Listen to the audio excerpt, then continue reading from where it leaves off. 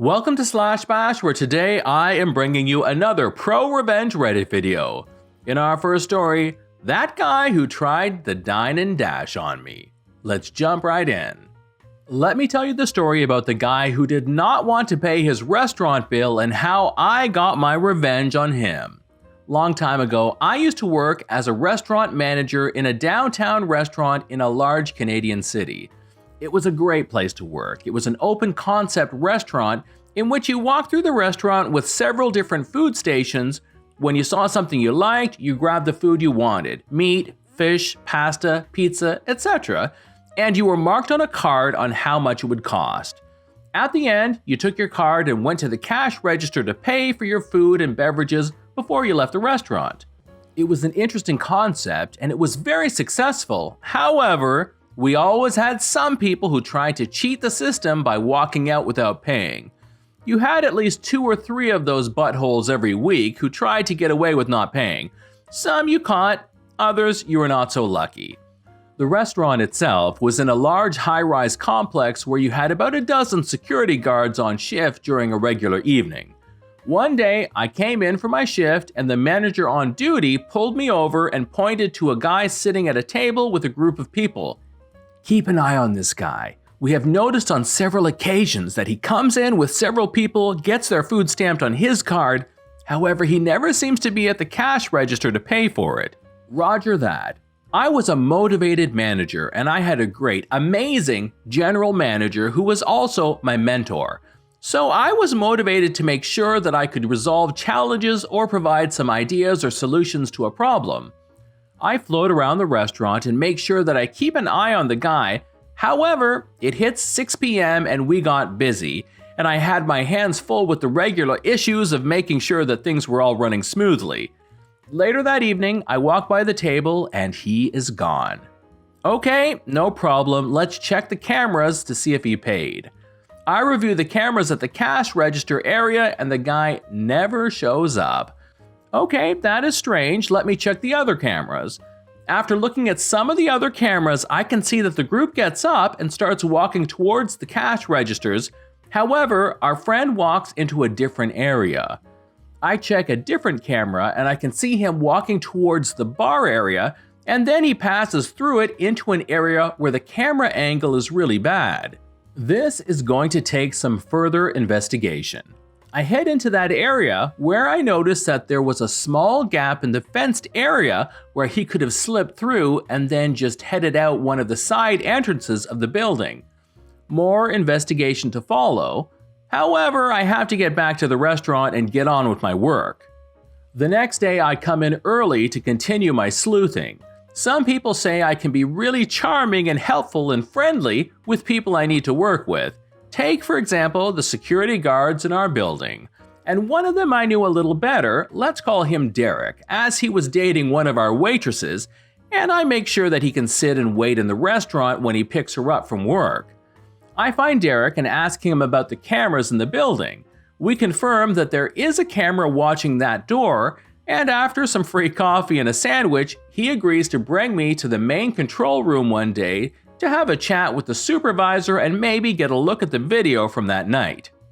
About a week later, Derek brings me over to the control room where I meet his boss, and after some more free muffins and some cookies, he checks the camera for that area.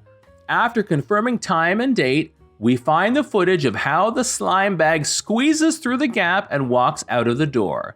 Okay, so I know how he did it. This is when Derek, his boss, and I hatch a plan to catch this guy. It took about 3 months to get our opportunity. One evening, everything was ready. I was working, Derek was on shift, and the customer was in the restaurant with his friends. This time, I don't take my eyes off of him. I am staking him out while staying on the phone with Derek. When the group is ready to leave, I let him know that we are a go. The guy gets up and starts walking towards the bar. I slowly follow him. I don't want to catch him, I just want to make sure that he uses his special exit. When he gets to the gap in the fence, he slips through it right into the arms of Derek, who is standing there waiting for him. Derek walks the gentleman back into the restaurant. The whole time, this guy has this smirk on his face because for him, this was just a game and it all was not serious. We bring him to the cash register to pay for his check and then take down his information, and he gets a citation banning him from the building complex for a year. The guy takes his copy of the citation and just kind of pushes it into his pocket, not even looking at it. And while doing so, he just kept on smiling, because what will we do to stop him the next time? Looking at him, I knew that he would be back, because he was one of those people who thinks that the rules are meant for other people, not for him. And I was right about it, because only 6 weeks later, I walked through the restaurant and who is sitting there at one of the tables pretending that he is the king of the castle?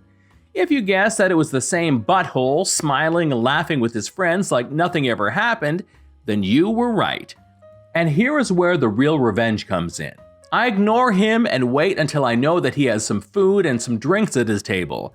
Then I go to the office to call security and inform them that we have a person trespassing in the restaurant. Would they please come and remove him? About 12 minutes later, I get a call on the walkie that Derek is at the front of the restaurant. Together, we walk to the table and I point out the culprit. When Derek approaches the table, the guy just keeps on smiling. What are we gonna do? Give him another ticket he won't read?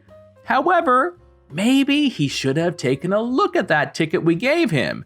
If he had just spent a minute to read the small print, he would know that if he violates the citation, he will be arrested for trespassing. When he realizes that there are 2 cops walking behind Derek, his smile falters. The cops are not amused that they have to spend their time dealing with another guy who thinks he is smarter than everybody else. The cops approach the table to ask for his ID. He refuses to show any ID, and consequently, he is arrested. He tried the standard tricks idiots use. First, argue loudly with the police. When that doesn't work, try to flee the scene, which did not go over very well with the cops. I never had so much fun picking up a tab and waving goodbye to a customer as he was led out the restaurant in handcuffs. By this point, he had stopped smiling. And here is the ending to my little story. It turns out that the guy had an arrest warrant out for him. He had previous incidents of dine and dash in several restaurants and credit card theft. Story number 2, thwarting a drive-through scam. So I'm in a drive-through at a fast food restaurant. I pull up to the window to get my food. A polite young gentleman tells me the total is $10.91. I give him $11. When he hands me my change, he drops the nickel on the ground. Now normally when this happens to me, the employees will react and say, "Oops, or I'm sorry," and I will dismiss it and say, "No big deal," and drive on. But this time the employee said nothing and just looked at me as if nothing had happened. It was impossible not to hear the nickel hit the concrete.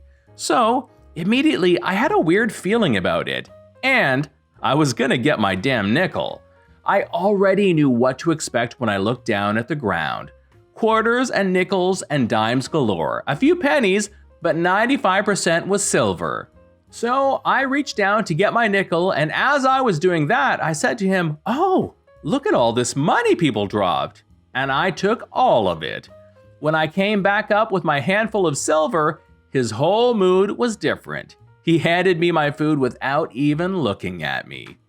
This is John from Slash Bash. Thanks for watching. If you've enjoyed the video and want to be the first to know when the next one drops, subscribe and click on that notifications bell. We'd love for you to drop a like, share it with your friends, and we will see you in the next one.